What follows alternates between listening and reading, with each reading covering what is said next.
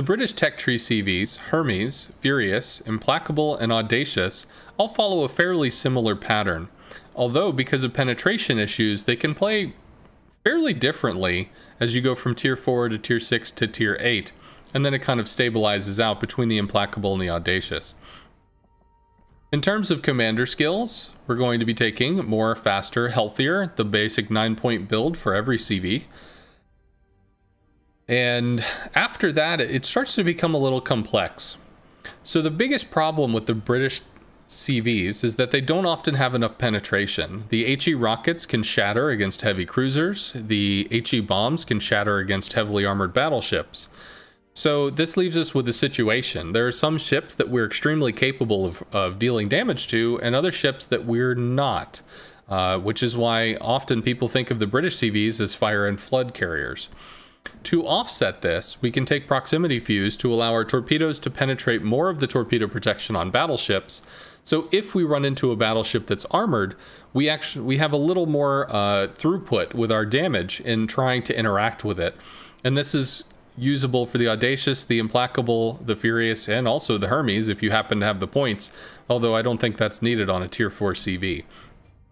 Something that you should absolutely look into is the demolition expert talent as the British carpet bomb, or in some cases cluster bomb with the Ark Royal and the Indomitable, and the Hermes as well, as I recall. Because so many bombs are dropped at once, the plus 5% fire chance per bomb hit can be extremely high, leading to additional fires with drops.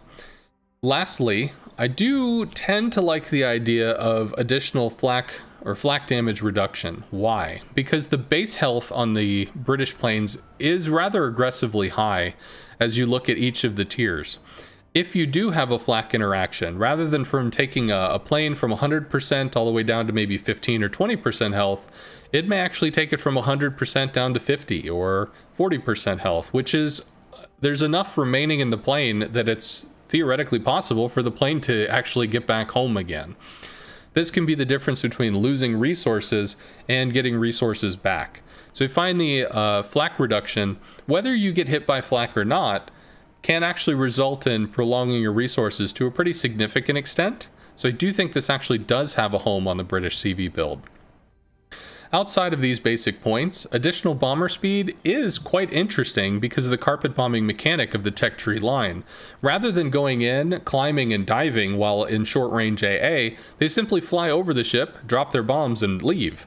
They don't linger in the AA at all, and having additional speed on your bombs, or bombers, means that you have even less of an AA interaction, which simply translates to more plane health. As far as secondary goes, there's no reason to use secondaries on British CVs, so please don't. Hidden Menace is currently bugged. I would not look into this talent. Sight Stab is not necessary for any of the British CVs, although the Indomitable might be a standout, and we'll get to that in a moment. There is no AP damage on the British line. As far as reducing the arming distance on the torpedoes or increased torpedo speed, these are not necessary for British torps. That being said, if you do choose to go into those, please remember that if you shift points out or away to something else, this may mess up your aiming as you will get used to it. This leaves boost talents, of which Last Gasp is very possibly very capable in British hands, with the ability to attack multiple times with the high health planes, and then having more engine boost in general is always a plus. I cannot recommend Engine Techie, as it's unlikely that it would be leaning on the exact same planes over and over the course of your play experience. Additional plane health I think is not needed, as you only have heals on the torpedo planes, and they are rugged enough that having the infrequent heal is more than enough. Do not double down on the secondaries, although if you choose to go with a heavy concealment build using the Audacious's unique upgrade, as well as a concealment in slot 5, you might find some value in this, although you would need to add Hidden Menace in as well, trying to hide the CV amongst the battleships in maybe a tier 10 match and providing more AA as a result. Lastly, in terms of a fighter build, I cannot recommend a fighter build for the British line. While the planes are not extremely fast, they're not extremely slow either, except for the rocket planes, and that's not going to put them in a position where they can really drop fighters to counter an enemy CV.